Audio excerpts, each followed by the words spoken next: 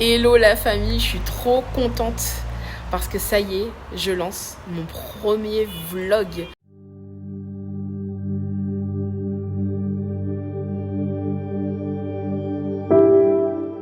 Ce sera pas parfait, je vous préviens, ce sera pas parfait ni en termes techniques, ni en termes de son et tout, mais c'est juste pour vous montrer, enfin en tout cas j'ai filmé toute la semaine pour un peu vous expliquer c'est quoi la vie de disciple en fait. Finalement, qu'est-ce que je fais en tant que disciple de Jésus à plein temps avec mon mari.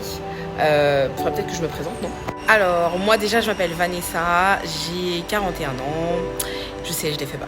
Et du coup, je suis mariée avec Andy et on est disciples de Jésus depuis 2018.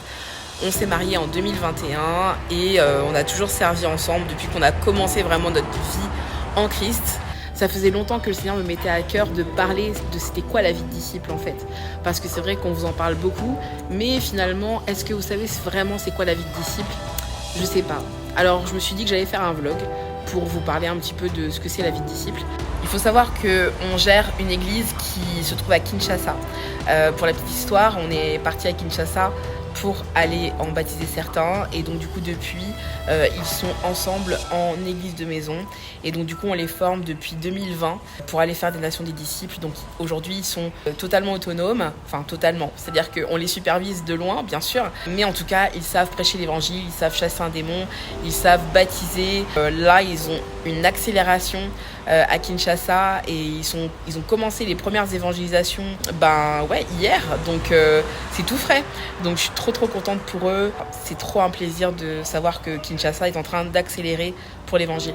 Père, merci pour les paroles que tu vas nous donner, merci pour la sagesse qui vient de toi, merci pour tout ce que nous allons partager ensemble. Comment l'homme est tombé dans le péché pour la toute première fois, quelles sont les conséquences de ces péchés-là, comment a-t-il réagi lorsqu'il est tombé dans le péché? C'est une vigne et il a pris du vin, il s'est enivré, malheureusement son fils l'a diminué et il a encore maudit son fils et le péché a encore repris. Il passe par les eaux de baptême. Dieu le lave, le purifie de péché. Donc cette loi de péché sera détruite. Et s'il demande le Saint-Esprit, Dieu il lui donne le Saint-Esprit. Alors, ça fait quoi de savoir annoncer l'évangile? Ça fait du bien, ça... En vrai, c'est beaucoup plus simple que ce qu'on pensait. Ok. Parce que c'est avec les 8 cartes, c'est vraiment bref et c'est précis. Mais c'est quelque chose. Wow. Alors je sais c'est pas habituel de faire un vlog comme ça où je vous explique un petit peu l'histoire au fur et à mesure en prenant le même plan. Mais comme je vous ai dit, c'est pas parfait. C'est pas parfait, mais c'est fait avec amour. Entre-temps, on a préparé à manger pour des disciples qui devaient venir manger à la maison. On a passé un super moment et on leur a fait un poulet mayo congolais. C'était délicieux. Demain, on part à Montpellier et ça, c'est une histoire de fou. Donc c'est un des disciples de notre église qui prêchait l'évangile sur Instagram et en fait il a rencontré une jeune fille qui se trouve à Montpellier et là demain on va aller la baptiser, c'est ouf. Voilà, c'est une jeune fille qui était vraiment très combattue, qui voulait se faire baptiser, puis l'autre jour non, puis l'autre jour oui. Tout du long, elle a tenu bon, elle a tenu plus de 5 semaines après qu'on lui ait prêché l'évangile. Vous vous rendez compte, c'est énorme. Et elle a tenu bon et là du coup on part à Montpellier, on va enfin la baptiser, la retrouver, je vais pouvoir la prendre dans mes bras, qu'elle soit baptisée du Saint-Esprit pour que sa nouvelle naissance soit complète.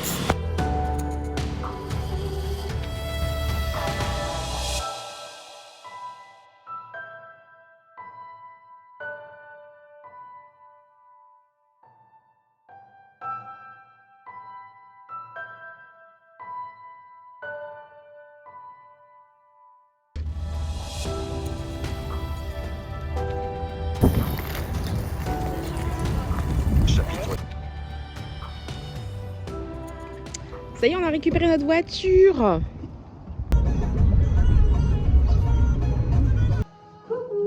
Hello. Voilà, c'est le petit-déj. On s'est réveillé lamentablement tard. C'est n'importe quoi.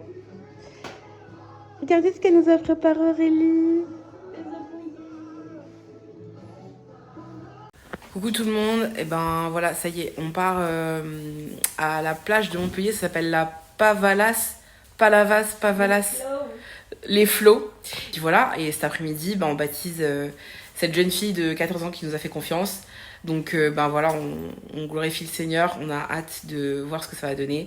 Voilà, donc ben on vous emmène. À tout de suite. T'es prêt? Oui, je suis prêt. Ah, c'est une vidéo? Ah, tu vois.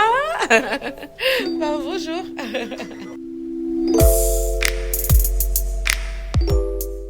Ça va bien les amoureux? Ça va. Ça va très très bien. Vous allez où là? Et ben on va évangéliser à la plage de... Ouais, on va à la moisson. Ouais, On a gloire à hâte, Dieu. on a hâte de voir ce que le Seigneur va faire et on s'attend à lui. Amen. Et il fait super beau. Très très beau. Il fait très beau. Donc là on a vraiment beaucoup de chance. Merci Gloire à Seigneur. Dieu.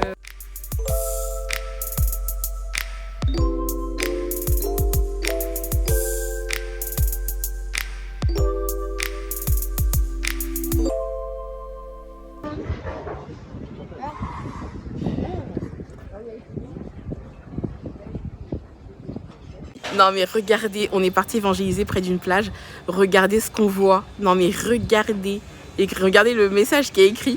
Et regardez l'image. Non mais pardon quoi. Les indices quoi.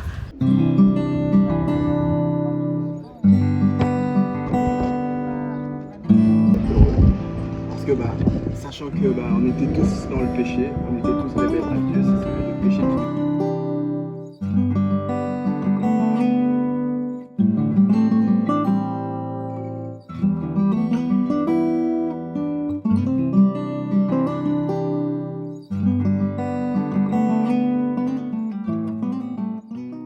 J'avais oublié de dire un détail, c'est que le jeune homme à qui on a prêché l'évangile finalement n'était pas du tout prêt au baptême, donc on a continué d'aller évangéliser ailleurs. Et finalement, on a retrouvé cette jeune fille de 14 ans avec l'autorisation parentale pour du coup l'emmener et la baptiser au nom de Jésus-Christ. Là-bas, on a formé Aurélie et c'est elle qui l'a baptisée pour la première fois et c'était vraiment super. Est-ce que tu acceptes Jésus-Christ comme Seigneur et Sauveur? Déjà, tu peux lui poser la question. Est-ce que tu veux vraiment donner ta vie entière à Jésus-Christ? Est-ce que tu veux accepter Jésus comme ton Seigneur et ton Sauveur? Oui. Tu dis, est-ce que tu es prêt à lui obéir quoi qu'il en coûte? Est-ce que tu es prête à lui obéir quoi qu'il en coûte? Oui. Ok. Est-ce que tu reprends encore une fois, tu peux reposer la question, tu te rends vraiment de tous tes péchés? Est-ce que tu t'es repenti de tous tes péchés? Oui. Ok, donc du coup, on va lui dire sur ta foi, nous te baptisons au nom de Jésus-Christ, mort en Christ, ressuscité en Christ. Tu vois, on peut prendre notre temps pour la bien. En fait, quand tu dis sur ta foi, nous te baptisons au nom de Jésus-Christ, on n'est pas obligé de tout de suite faire tout et n'importe quoi. Tu peux vérifier bien que la position est bonne, que derrière c'est ok et tout. Et après, tranquillement, on y va. Ok. Voilà. Tu vois, elle dira déjà tout ça. Oui. Oui. Ok, donc du coup, tu dis sur ta foi. On te baptise au nom de Jésus-Christ et tu vis en Christ. Sur ta foi, on te baptise au nom de Jésus-Christ. Laisse-la devant l'eau. Tu peux la lâcher. Tu peux l'emmener en arrière. Meurs en Christ et ressuscite en Christ. Amen. Bravo.